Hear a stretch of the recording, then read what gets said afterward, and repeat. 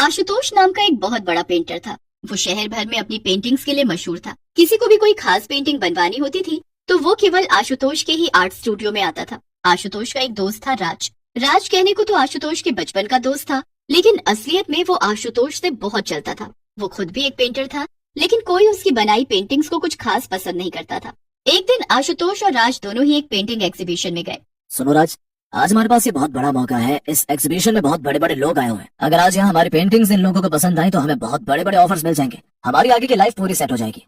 हाँ आशुतोष, मैं जानता हूँ। तो बस राज, ऑल द वेरी बेस्ट। मैं उम्मीद करता हूँ कि हम दोनों को यहाँ खूब कामयाबी मिले। मैं तुमसे एग्जीबिशन के बाद मिलता हूँ। आशुतोष राज के गले लगकर वहाँ से चला जाता है। राज को आशुतोष की बात सुनकर बहुत गुस्सा आ रहा था।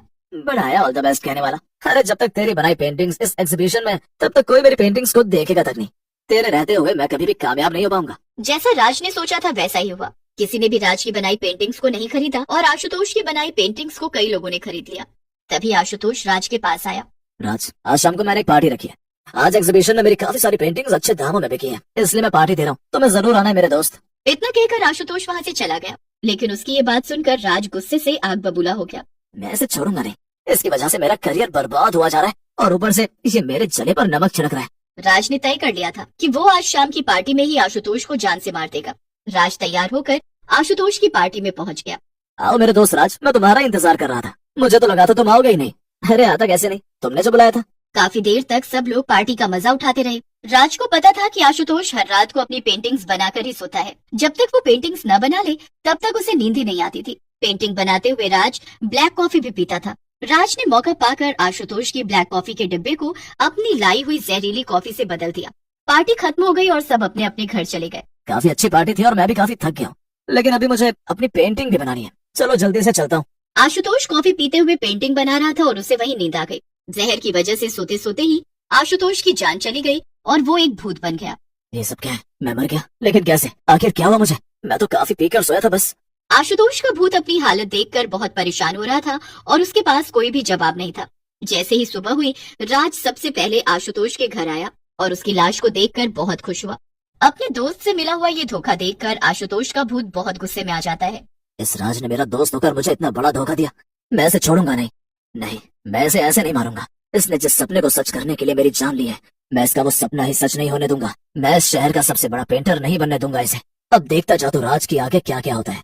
एक तरफ भूत ने राज से बदला लेने की ठान ली थी और वहीं दूसरी तरफ सारे शहर में हल्ला हो गया था कि शहर का सबसे बड़ा पेंटर अब नहीं रहा। राज ने मौका पाते ही आशुतोष की जगह ले ली। भूत ने उसे ऐसा करने से रोका भी नहीं। अब सभी लोग राज से ही पेंटिंग्स बनवा रहे थे। राज धीरे धीरे सारे शहर में फेमस हो रहा था। मैंने अपना सपना पूरा कर ही दिखाया। अब कोई भी मेरे रास्ते में नहीं आएगा। मैं शहर का सबसे बड़ा पेंटर बनूंगा। राज खुद से बातें कर रहा था कि तभी वहाँ पर आशुतोष का भूत आ गया। राज ने एक नई नई पेंटिंग बनाई थी जो शहर के एक बड़े ही अमीर आदमी ने बनवाई थी। चलो, ये पेंटिंग आखिर तैयार हो गई। अब इसे जल्दी से मिस्टर मेहरा को भिजवा देता हूँ। मुझे पूरा यकीन है कि वो इसको देखकर काफी खुश हो जाएंगे और मेरी किस्मत बदल जाएगी। तो बिल्कुल फिक्र मत कर मेरे दोस्त। मैं तुझसे वादा करता हूँ कि ये पेंटिंग सच में तेरी किस्मत बदल देगी। इतना कहकर आशुतोष का भूत उस पेंटिंग में घुस जाता है और राज पेंटिंग को मिस्टर मेहरा के घर भिजवा देता है। मिस्टर मेहरा पेंटिंग को देखकर काफी खुश होते हैं और उसे अपने बेडरूम में लगा देते हैं। काफी रात हो जाती है और मिस्टर मेहरा सोने जा रहे थे। वाह, क्या खूबसूरत पेंटिंग है। मन करता है कि बस इसे निहारता ही रहूं। तभी पेंटिंग के अंदर से एक हाथ निकल कर आता है और मिस्टर मेहरा का गला पकड़ लेता है। बचाओ बचाओ, ये क्या हो रहा है? इस पेंटिंग ने तो मेरा गला पकड़ लिया है। बचाओ मुझे, अरे कोई बचाओ, ये कौन है?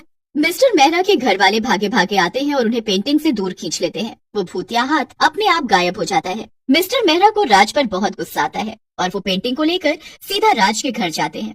वो पेंटिंग को राज के सामने पटक देते हैं। अरे अरे, क्या हुआ आपको? आप ये क्या कर रहे हैं? अभी तक तो भगवान की कृपा से कुछ भी नहीं हुआ है, लेकिन हाँ, आज होने वाला था।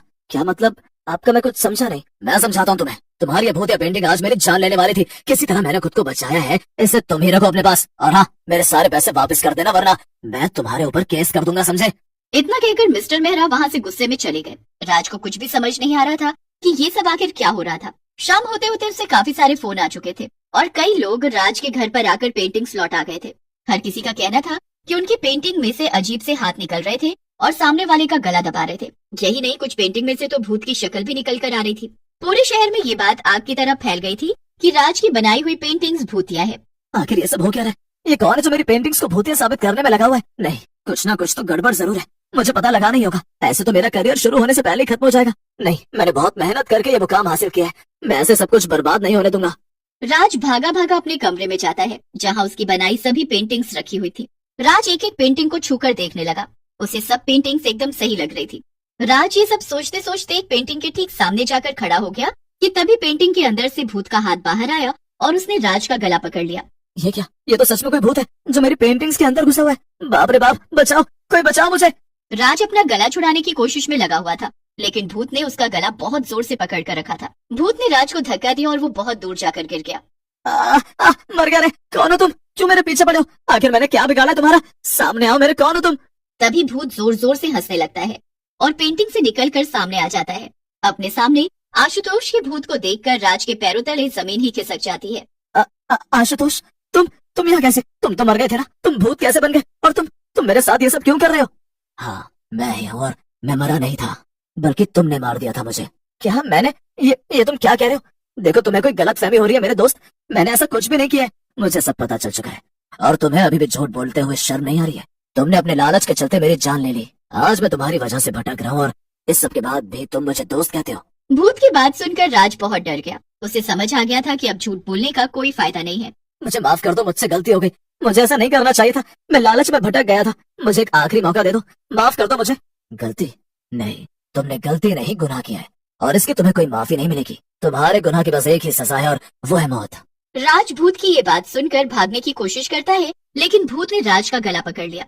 राज अपनी जान की भीख मांगता रहता है, लेकिन भूत उसकी एक भी नहीं सुनता। वो उसे तब तक पकड़ता है जब तक दम घुटने की वजह से राज की जान नहीं चली जाती है।